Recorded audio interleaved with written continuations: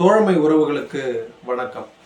இன்னைக்கு நம்ம எதை பத்தி பார்க்க போறோம்னா, ஒரு சென்சேஷனல் நியூஸ் பத்தி தாங்க பார்க்க போறோம். அப்படி என்ன நியூஸ் அப்படின்னு நினைக்கிறீங்களா? நேத்து ஈவினிங் 6:30 மணிக்கு பிரதமர் மோடி அவர்கள் மக்களிடையே உரையாற்றுவார் அப்படின்னு ஒரு பிரேக்கிங் நியூஸ் வந்துச்சு. என்னடா இது, பிரதமர் மோடி திடீர்னு மக்களிடையே உரையாற்றுறாரு, ஏதாவது பண மதிப்பிழப்பு பண்ண மாதிரி இதுவும் ஏதாவது ஒரு அறிவிப்பு விட போறாரா அப்படின்னு சொல்லிட்டு மக்களிடையே பெரும் எதிர்பார்ப்பு இருந்துச்சு.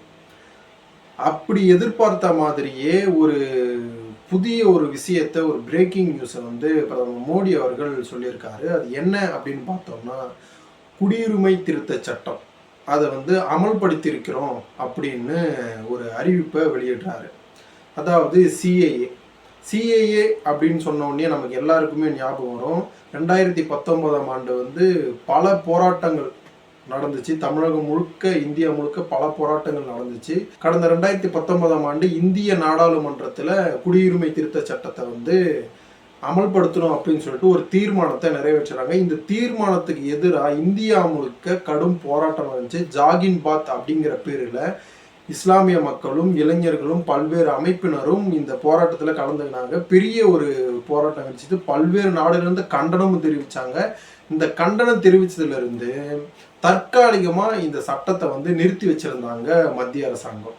இப்போ தேர்தல் இன்னும் ஒரு மாசத்துல தேர்தல் தேதி அறிவிப்பு வெளியிடுற நிலையில இந்த டைம்ல குடியுரிமை திருத்த சட்டத்தை அமலுக்கு கொண்டு வர போறோம் அப்படின்னு மத்திய அரசாங்கத்தின் பிரதமர் மோடி அவர்கள் ஒரு அறிவிப்பை வெளியிடுறாரு. இந்த குடியுரிமை சட்டத்தால என்னென்ன பாதிப்புகள், யார் யாருக்கு அந்த பாதிப்பு, யார் யாருக்கு அந்த குடியுரிமை திருத்த சட்டம் பொருந்தும், யார் யாருக்கு பொருந்தாது அப்படின்னு தான் நம்ம பார்க்க போறோம். இந்தியாவிலேயே முறையா ஒரு மதத்தை மதத்தின் பேர்ல முன் வச்சு ஒரு சட்டத்தை அமல்படுத்துறாங்க.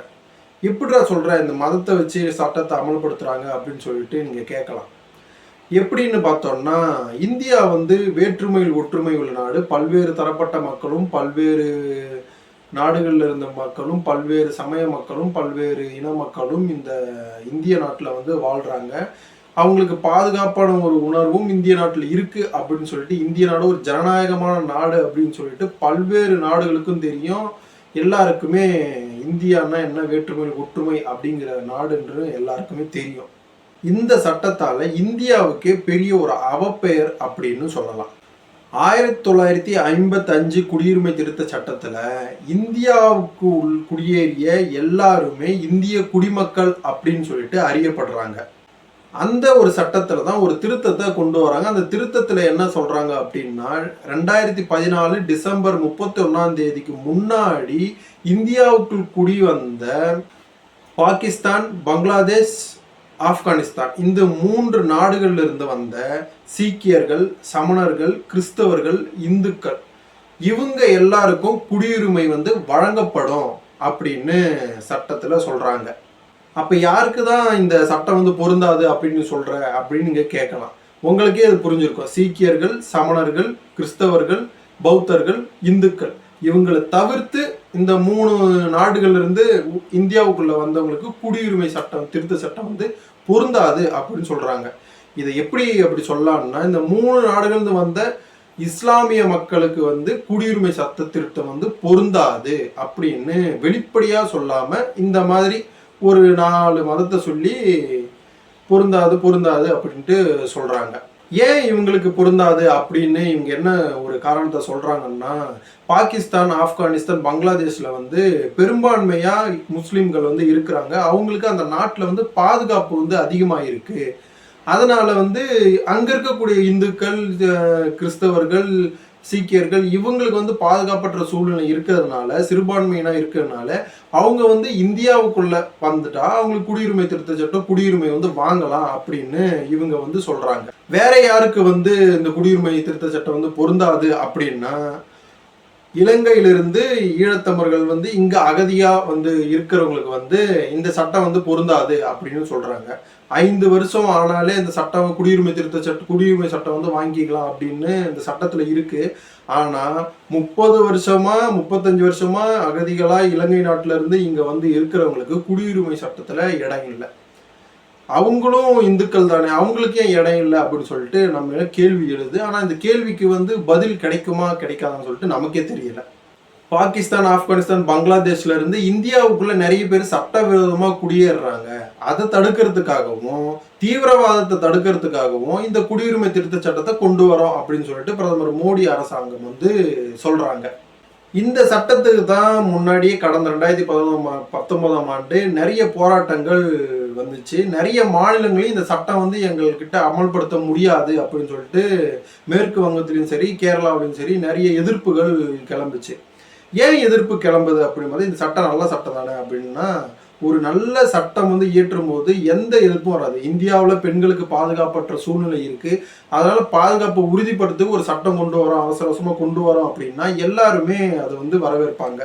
அதே மாதிரி விவசாயிகளுக்கு வந்து இவ்வளவு பிரச்சனைகள் இருக்கு, விவசாயிகளுக்கு பாதுகாப்புக்காக ஒரு சட்டத்தை கொண்டு வரோம் அப்படின்னா எல்லாருமே வரவேற்பாங்க.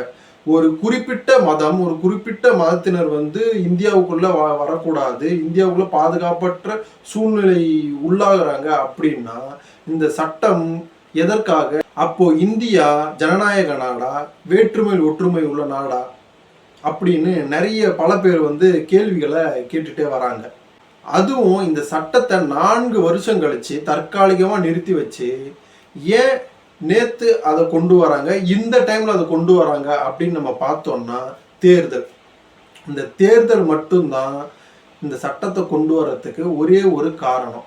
இந்த தேர்தலை வச்சு வட மாநிலத்தில் இருக்க கிறிஸ்தவர்கள், இந்துக்கள், சீக்கியர்கள் இவங்களோட ஓட்டெல்லாம் நம்ம வாங்கலாம், ஓட் பேங்கை வந்து பிரிக்கலாம் அப்படின்னு சொல்லிட்டு தான் இந்த சட்டத்தை கொண்டு வர்றாங்க அப்படின்னு சொல்லிட்டு பல அரசியல் விமர்சகர்கள் வந்து பேசுறாங்க. அது மட்டும் இல்லாமல் இந்த சட்டத்தை கொண்டு வர்றதுக்கு வேற ஒரு காரணமும் இருக்குன்னு சொல்றாங்க. அதாவது தேர்தல் பத்திரம். தேர்தல் நேற்று உச்சநீதிமன்றத்தில் தேர்தல் பத்திர வழக்கு வந்து எஸ்பிஐ வந்து வழக்கு என்ன ஆச்சு அப்படின்னா, எஸ்பிஐ பேங்கை வந்து இன்னைக்கு ஈவினிங்குள்ள தேர்தல் பத்திர தரவுகளை தந்தாகணும் அப்படின்னு சொல்லிட்டு உச்சநீதிமன்றம் ஒரு கடுமையாக ஒரு தீர்ப்பை கொடுத்துருக்காங்க. ஒரு வார்னிங் சொல்கிற மாதிரியும் கொடுத்துருக்காங்க. இவங்களும் இது எப்படி, இது இந்த தேர்தல் பத்திரம் மூலிமா யார் யார் எவ்வளோ செலவு பண்ணால், எவ்வளோ காசு கொடுத்தா, எங்கெங்க அந்த காசு வந்து எந்த கள்ள பணம், எது வந்து நல்ல பணம், எது கருப்பு பணம், எது வெறுப்பு பணம் அப்படின்ற மாதிரி சொல்லிடுவாங்க அப்படின்னு சொல்லிட்டு இதை மறைக்கிறதுக்காக இந்த குடியுரிமை திருத்த சட்டத்தை அமல்படுத்தியிருக்காரு பிரதமர் மோடி அவர்கள்னு சொல்லிட்டு எல்லாருமே பேசிக்கிட்டு வராங்க. ஏன்டா இது அமல்படுத்துறாங்கன்னா அமல்படுத்த காட்டி என்ன, நம்ம அதை பற்றி தேர்தல் பத்திரம் பற்றியும் பேசுவோம், இதையும் பற்றி பேசுவோம் அப்படின்னு சொல்லிட்டு நம்ம நினைக்கலாம். ஆனால் நம்ம மக்கள்கிட்ட இருக்க ஒரே வீக்னஸ் மறதி. ஒரு பிரச்சனையை வந்து நம்ம பின்னாடி போயிட்டு இருக்கு அப்படின்னா இன்னொரு பிரச்சனை சுட சுட வந்துச்சுன்னா அந்த பிரச்சனையை, பழைய பிரச்சனையை மறந்துடுவோம், அந்த சுட சுட இருக்க பிரச்சனையை வந்து தான் நம்ம பேசுவோம். அப்படிதான் இந்த சட்டத்தையும் அமல்படுத்தியிருக்காரு. தேர்தல் பத்திரம் சம்பந்தமா எஸ்பிஐ பேங்க் இன்னைக்கு ஈவினிங்குள்ள விளக்கத்தை கொடுக்கணும் அப்படின்னு சொன்னதால அதை மறைக்கிறதுக்காக இந்த சட்டத்தை கொண்டு வந்திருக்காங்க. இப்போ இதுதான் பேசு பொருளா இருக்கும். நிறைய மாநிலங்களையும் நாடுகள்லையும் போராட்டங்கள் வெடிக்கும். ஏன்னா முன்னாடி தீர்மானம் நிறைவேற்றும் போதே இந்த இதுக்கான எதிர்ப்பு வந்து நிறைய இடத்துல வெடிச்சிருக்கு, மாணவர்கள் மத்தியிலும் வெடிச்சிருக்கு, பல்வேறு நாடுகள் வந்து கண்டனமும் தெரிவிச்சிருக்காங்க. அதே மாதிரி இந்த சூழல்ல இதை நம்ம சொல்லணும்னா அதை மறந்துடுவாங்க. இதுக்கான போராட்டங்கள் வெடிக்கும். இப்பவே அசாமில் மாணவர்கள் போராட ஆரம்பிச்சிட்டாங்க. தமிழ்நாடு முழுக்க மாணவர்கள் வந்து கிளம்புவாங்க. பல்வேறு அரசியல் தலைவர்களும் பல்வேறு கட்சியினரும் இதுக்கான எதிர்ப்பு தெரிவித்து போராட்டத்தை பண்ணுவாங்க. அதுவும் கொஞ்ச நாளைக்கு தான் பண்ணுவாங்க. அதுக்கு அப்புறம் வந்து தேர்தல் அறிவிச்சிருவாங்க. துணை ராணுவ படை தமிழகத்திலையும் எல்லா இடத்துலையும் இறங்கிடும். அப்போ போராடுறதுக்கான வாய்ப்பே கிடையாது. இந்த டைமெல்லாம் கரெக்டாக நோட் பண்ணி இந்த சட்டத்தை அமல்படுத்தி இருக்காங்க. இந்தியாவில் வந்து இனிமே இந்துக்கள் தான், இந்தியா வந்து இந்துக்கள் நாடு அப்படின்னு சொல்லிட்டு வடமாநில இந்துக்களோட ஓட்டை பறிக்கிறதுக்காகவும் அந்த ஓட்டை வாங்கறதுக்காகவும் தான் இந்த குடியுரிமை திருத்த சட்டத்தை அவசரமா அமல்படுத்தி இருக்காங்கன்னு சொல்லிட்டு பல்வேறு அரசியல் கட்சியினரும் அரசியல் விமர்சகர்களும் பேசுறாங்க. இந்த குடியுரிமை திருத்த சட்டத்தை அமல்படுத்துறதுக்கு அப்புறம் என்னென்ன மாதிரியான போராட்டங்களும் என்னென்ன மாதிரியான விமர்சனங்களும் இந்த தேர்தல் களத்துல என்னென்ன மாதிரியான மாற்றங்கள் வந்து நடக்கும் அப்படின்னு சொல்லிட்டு நம்ம பொறுத்திருந்து தான் பார்க்கணும்.